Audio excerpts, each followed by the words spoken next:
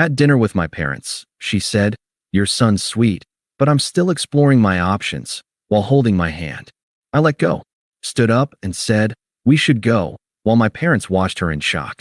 Drove her home, without a word, while she was trying to explain. At her door, I said, "You're free to explore now," and left. Hey viewers, before we move on to the video, please make sure to subscribe to the channel and hit the like button if you want to see more stories like this. Thanks. The dashboard clock glowed 6:58 p.m., 2 minutes early. I adjusted the bottle of Chardonnay on the passenger seat, Mom's favorite, and glanced at Chloe. She was scrolling, the blue light of her phone painting her face in sharp angles. A thumbnail flickered, a video of some comedian. "You ready?" I asked, my voice too loud in the quiet car. Yeah, totally," she said, not looking up. She tucked a strand of hair behind her ear. "Just let me finish this." I watched her for a second. She'd been quiet, distracted, all week. When I'd asked about it yesterday, she'd waved a hand. "Just work stuff, Mark. You know how it is." I believed her. I always believed her. I'd spent the afternoon cleaning my apartment, imagining a version of tonight where, after dessert, I'd bring up the idea of her moving in. I had the logic laid out. My place was bigger, closer to her job. It made financial sense. I'd practiced the speech in the shower. It's the next logical step. "Okay, let's go," she said finally, dropping her phone into her purse with a sigh. She offered me a smile. It didn't quite reach her eyes. The walk to the front door felt normal. My childhood home smelled the same as always. Lemony polish, slow-cooked roast, the faint, comforting scent of old books.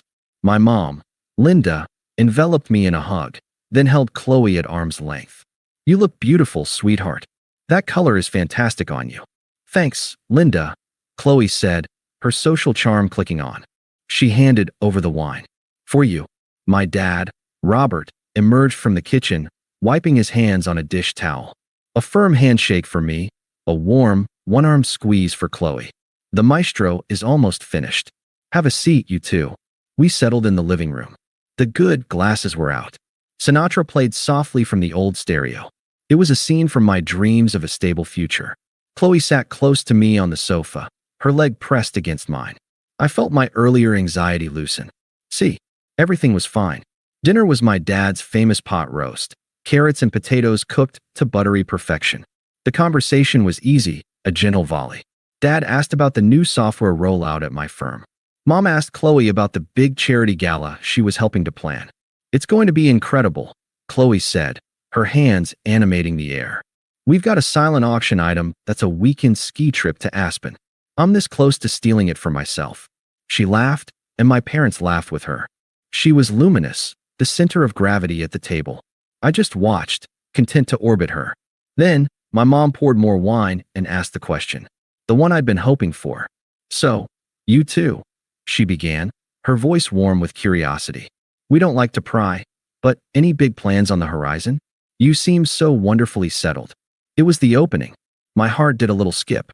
I felt Chloe's hand find mine under the table. Her fingers were cool. I took it as a sign, a squeeze of solidarity. I opened my mouth to give my rehearsed, logical spiel, but Chloe spoke first.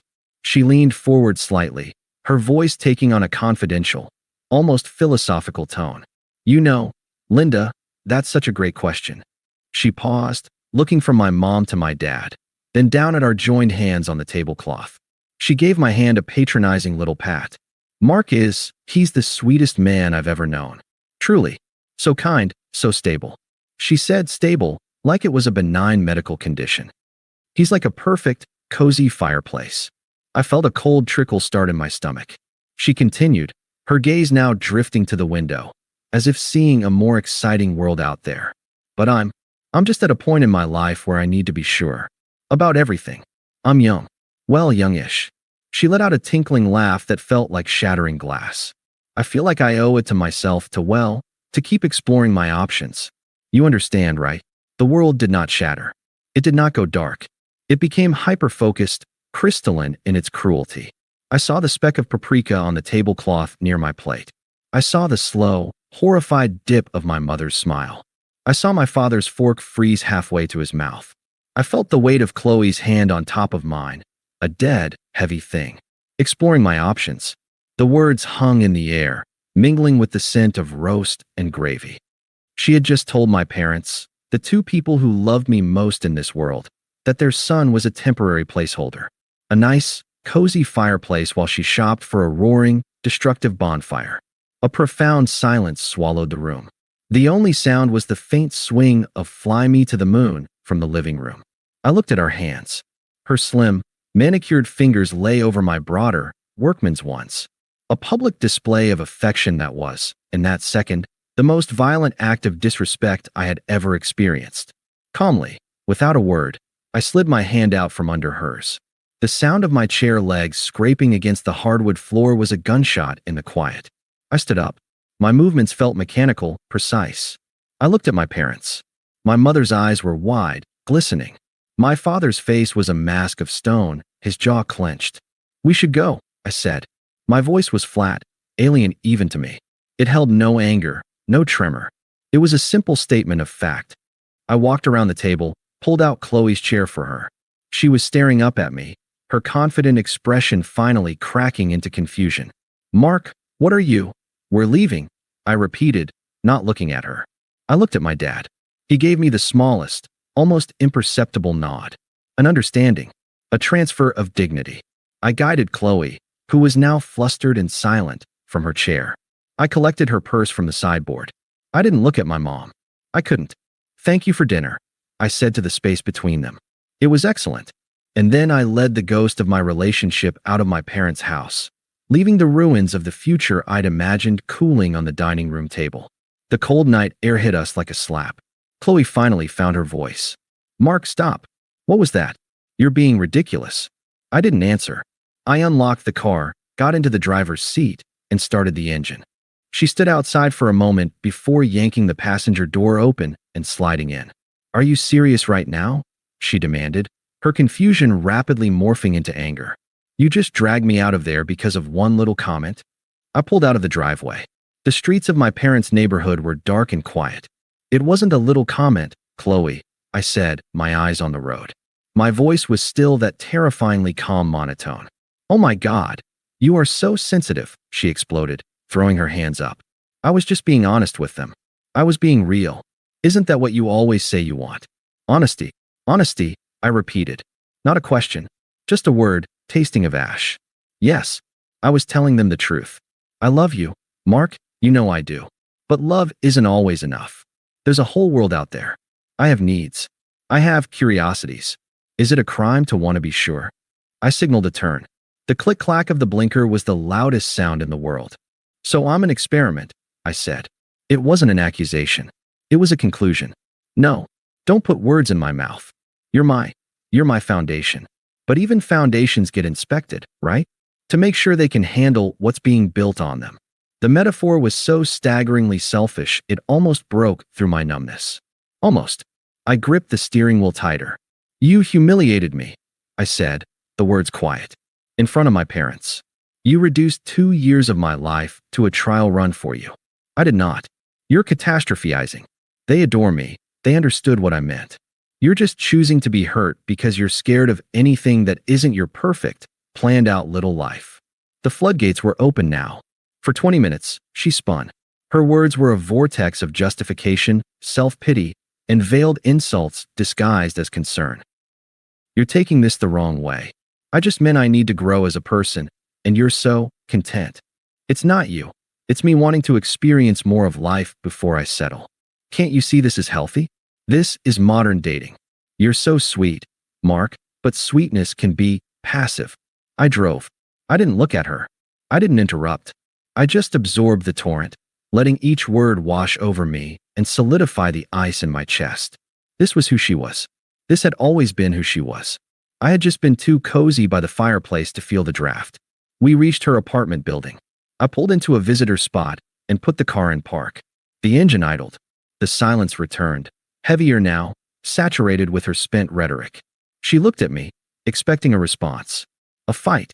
Tears. Begging. Something she could work with, twist, or dominate. I unbuckled my seatbelt and got out. I walked around the car and opened her door. A final, automatic act of courtesy. She got out, searching my face. "Mark, talk to me. Please." I looked at her then, really looked. At the girl I'd thought I'd build that logical future with. I felt nothing. No love, no hate. Just a vast, empty clarity. She took a step toward me, reaching out a hand to touch my arm. I took a deliberate step back, out of her reach. Her eyes widened. That was the first thing that truly seemed to scare her. My physical withdrawal, done with calm intent. I met her gaze. My voice was quiet, final, and utterly clean of emotion. You're free to explore now. I turned, got back into my car, and closed the door. In the rearview mirror, I saw her standing on the curb, frozen, one hand still slightly outstretched. I didn't wait to see if she moved. I drove away, and with every block, the weight in the car lessened, until it was just me, the road, and a silence that was no longer filled with her excuses, but with a profound, burgeoning peace. The silence in my apartment was different now. Before, it had been a passive thing, a space waiting to be filled with the sound of her key in the lock, her laughter, her critiques of my movie choices. Now it was active. It was mine. I didn't break down. I didn't throw things. I stood in the middle of the living room, the same room where I'd imagined us discussing floor plans, and I just breathed. The numbness was a cocoon. Inside it, something very quiet and very decisive was knitting itself back together. My phone buzzed on the counter. Mom. I picked it up. Mark, honey, are you? I'm okay, Mom, I said, cutting her off gently. My voice sounded normal. That surprised me. It's over.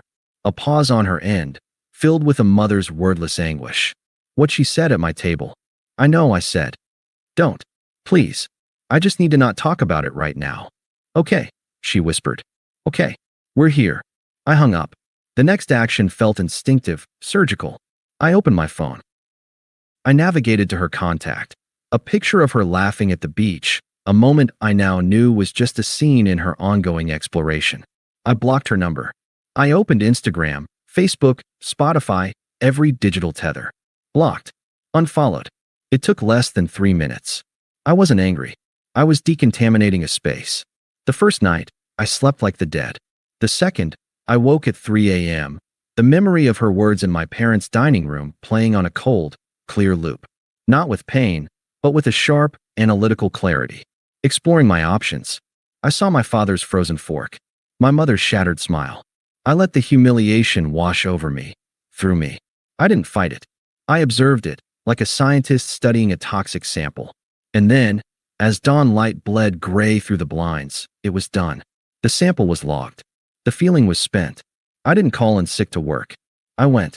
I coded, attended meetings, ate lunch at my desk. The world kept turning. My hands knew the keyboard.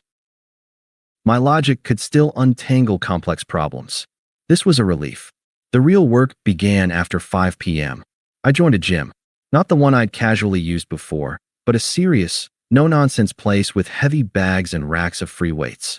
I didn't know what I was doing. I hired a trainer for 3 sessions just to learn form. The first time I deadlifted a weight that felt impossible, my muscles screaming, my vision spotting, I thought of her patting my hand. Sweet. Stable. I locked out the lift. The crash of the plates on the floor was the most satisfying sound I'd heard in years. I let my friends know, in a group text, that Chloe and I were done. No drama, just different paths, I wrote. They offered to get drinks, to let me vent. I declined. Soon, I promised. Instead, I called James, an old college friend who'd moved to the city last year. We drifted. Over burgers and beers, we didn't talk about her. We talked about the terrible startup he worked for, the absurdity of modern marketing, the new season of that sci-fi show we both loved. It was easy. It was undramatic. It was friendship without an audit. I enrolled in an online certification course for a new programming framework. It was something I'd put off for a year, citing being too busy. Now my evenings had a new architecture. Gym, study, cook. I learned to make pan-seared salmon with crisp skin. I perfected a garlic cream sauce. I ate at my kitchen island, listening to history podcasts, and the meal was perfect because I had made it for me. Weeks bled into months. The season changed. The sharp, cold clarity of the betrayal softened into a simple, unattractive fact of my history, like a scar you forget you have. I thought of her less and less. When I did, it was without heat. She was a person who had made a choice. I was a person who had accepted it. The first whisper of karma came on a rainy Tuesday. I was meeting James for a coffee, and he was late, fidgeting with his phone when he arrived. Sorry, he said, sliding into the booth. Got sucked into the drama vortex. I raised an eyebrow, sipping my black coffee. Mutual acquaintance, he said, choosing his words carefully. He knew I'd blocked the whole constellation of her life. Apparently, Chloe's new thing is intense. I said nothing. I didn't ask. My silence was an open door he could choose to walk through or not. He sighed. Guy named Jason. Some entrepreneur. Sells, like, imported flashlight batteries or something on the internet. Drives a leased Maserati. Total vibe guy. I waited. Seems like he's her option she was exploring. James continued, watching me. From what I hear, it's a roller coaster. 1 week they're in Vegas. The next she's crying at brunch because he doesn't do labels. Her friends are exhausted. I felt a distant, faint ripple. Not schadenfreude. It was more specific, recognition. The unstable, flashy bonfire she'd traded her cozy fireplace for was, predictably, burning everything around it. It was the logical outcome of her search for something that wasn't sweet. I said finally. That's it. James laughed. I looked out the window at the rain streaking the glass. She wanted excitement. Sounds like she found it. James shook his head, a slow smile spreading. You're different, man. Am I? Yeah. The old Mark would have been worried. Would have asked 5 more questions, just to make sure she was okay. The old Mark. He was right. That man had died politely at a dinner table months ago. I'm not responsible for her choices, I said, and it was the simplest, truest thing I'd said in a long time. I changed the subject to James's job search. The ripple had settled. The pond was still. The seasons turned again. A year had passed. The certification was on my LinkedIn profile. My salary had increased. My body had changed, not into a bodybuilder's, but into something firmer, more capable. The silence in my apartment was now a companion, not a void. The karma did not arrive with a bang. It seeped in through the cracks, reported not by her, but by the faint, residual echoes of our once shared world. I saw Mia, her best friend, at a grocery store. I turned my cart down the cereal aisle to avoid her, but she'd seen me. There was a tight, worn look around her eyes. She gave me a small, awkward wave. I nodded back, a neutral acknowledgement, and kept moving. A month later, James reported that Mia and Chloe had a massive blowout and weren't speaking. The reason was Jason. The social media glimpses, seen through the reluctant windows of friends who hadn't been purged, told a silent story. The lavish dinners and club photos stopped. The posts became infrequent, then erratic. A quote about betrayal. A blurry photo of a wine glass at home. Then, nothing for weeks. The final report came from the most reliable source, cold, hard public data. Bored one evening, waiting for code to compile, I did a thing I hadn't allowed myself to do before. I looked up Jason's business. It was easy to find. A splashy website, full of stock photos and words like disrupt and synergy. A few clicks deeper, past the facade, to state business records. His LLC had been dissolved 6 months prior for non-payment of fees. A comment on a local business forum, dated just last week. Scammer. Took orders, never delivered. Avoid. So, the bonfire had consumed its own fuel and sputtered out. It was neither satisfying nor sad. It was a fact, as neutral as the weather. The option had been explored. It had been found wanting. The first direct contact was a text. A number not saved in my phone, but whose area code I knew. It arrived on a Sunday morning. I was reading, the sun warm on my back. Unknown number. Mark, it's Chloe. I know I probably shouldn't be texting you. I think I made a terrible mistake. Can we talk? The words sat on my screen. I felt nothing. No heartbeat spike, no tightening in the chest. They were just pixels. I saw the ellipsis appear, then disappear. She was waiting. I put the phone face down on the table. I finished my chapter. I made another cup of coffee. I watched a bird build a nest in the tree outside my window. The phone buzzed again, 2 hours later. Unknown number. Please. I picked up the phone. I didn't delete the messages. I opened the contact, created a new entry. I named it Do Not Answer. I saved the number. Then I blocked it. The action felt hygienic. I was not ignoring her out of pain. I was filtering a distraction, the way I'd filter spam from my inbox. Her mistake was now hers to live with. My peace was mine to protect. The two were no longer connected. The exploration was over, and I was no longer uncharted territory. I was my own sovereign nation, with closed borders. The voicemail arrived a week later. I was reviewing blueprints for a deck I planned to build on my tiny patio, a tangible project for my tangible life. My phone lit up with the Do Not Answer identifier. I let it go to voicemail, finished measuring a joist span, then played it on speaker as I cleaned my tools. Her voice was thin, watery, stripped of its performative confidence. "Mark, it's me. I know you probably hate me. I would. I need you to know I'm sorry. I was scared and stupid and young, and I said the most horrible thing to the best person I've ever known. You were my home. I didn't know what I had until I set it on fire. Please, can you just call me back? I'm so lost." There was a wet, sniffling sound, then the click. I saved the voicemail, not as a treasured memento, but as a benchmark. A reminder of the tonal whiplash, from smug dismissal at my parents' table to this raw need. It was useful data. I archived it and moved on. The friend intervention came next. Mia's name flashed on my screen. I almost let it go, but curiosity, cold and clinical, won out. "Mark," she began, her voice strained with a false, bright sympathy. "Hi, how are you?" "I'm well, Mia. What can I do for you?" I kept my tone polite, impersonal, like a bank teller. A pause. She wasn't used to me setting the frame. I'm calling about Chloe. I assumed. She's really not doing well, Mark. Like, really not well. That guy, Jason, he was a nightmare. Took money from her, lied about everything. It was all a facade. She's completely wrecked. I'm aware he was unsuccessful, I said. Another pause. My lack of emotional donation was throwing her script. Right. Well, she's hurting. She's alone.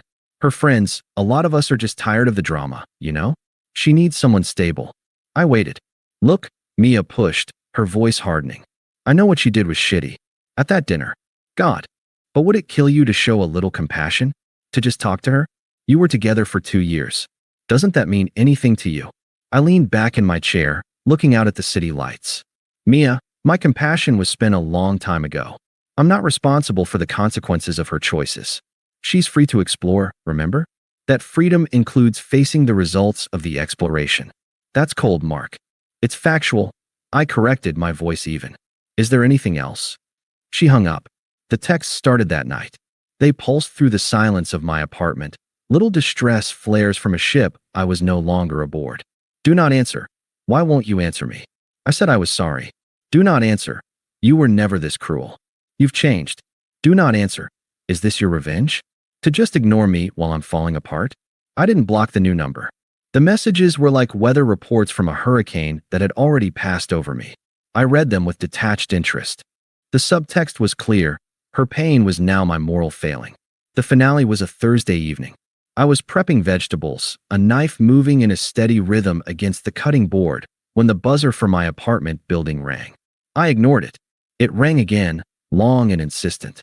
Then a third time, in a frantic staccato.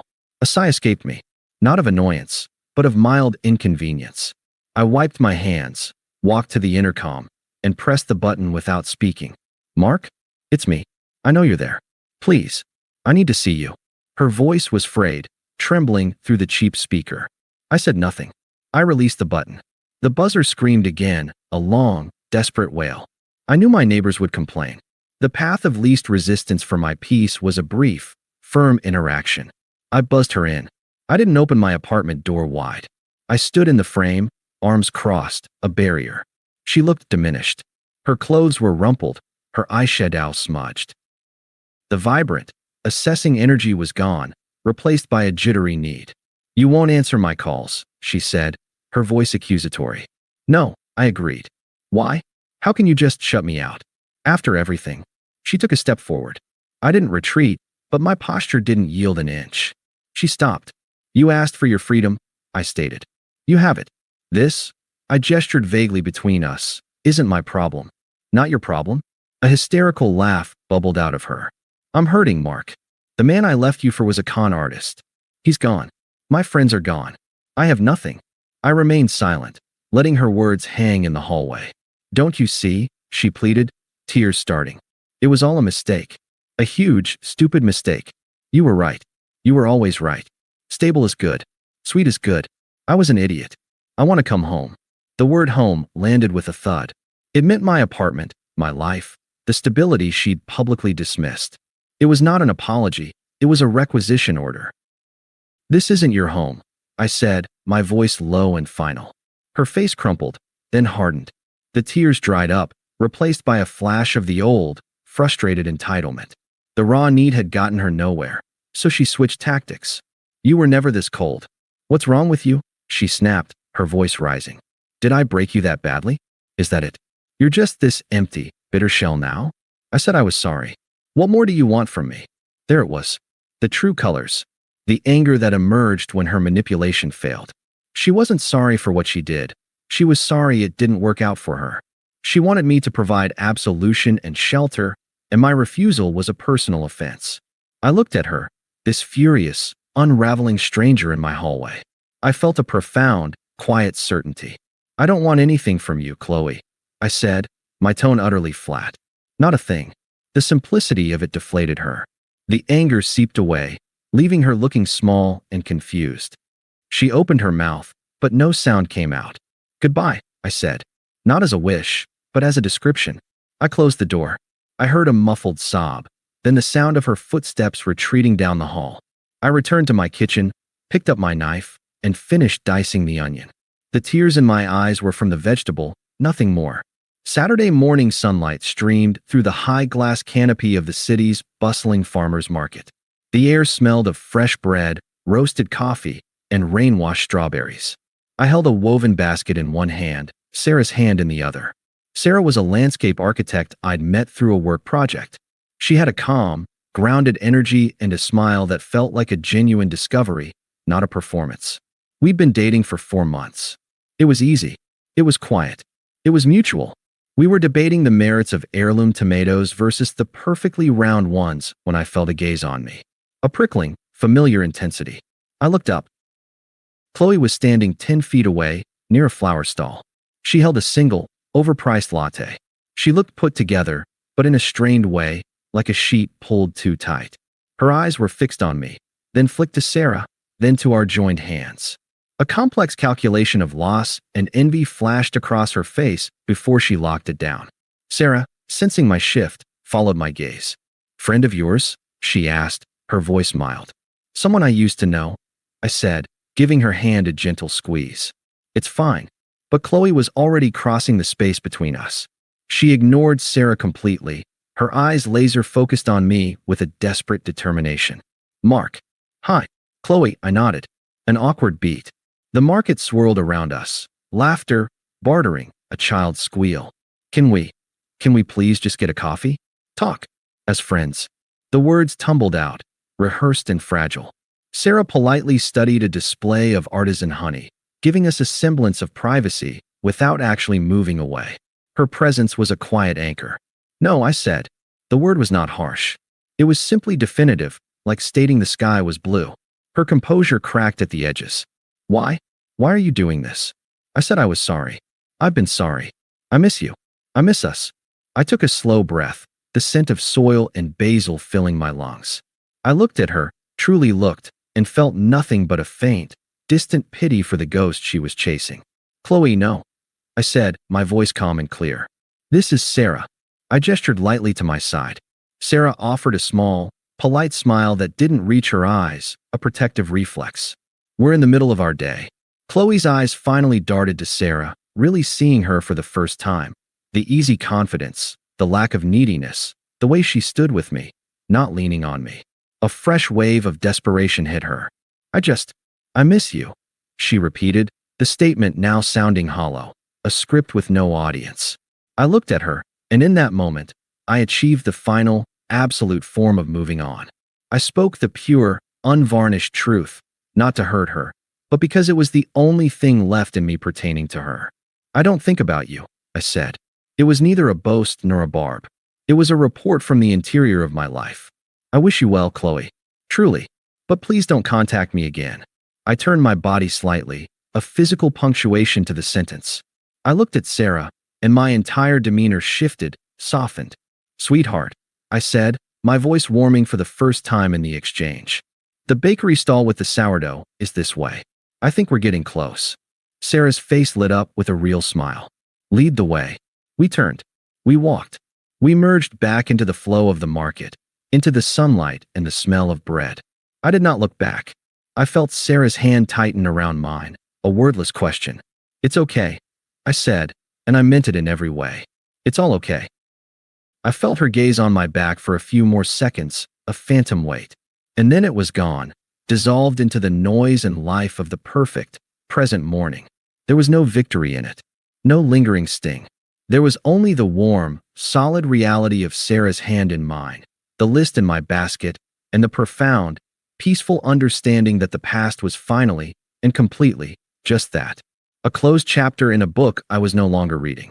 I was free, and I had been for a long, long time. Thanks for watching. Make sure to subscribe to the channel and hit the like button. What do you think about this story? Share it in the comments.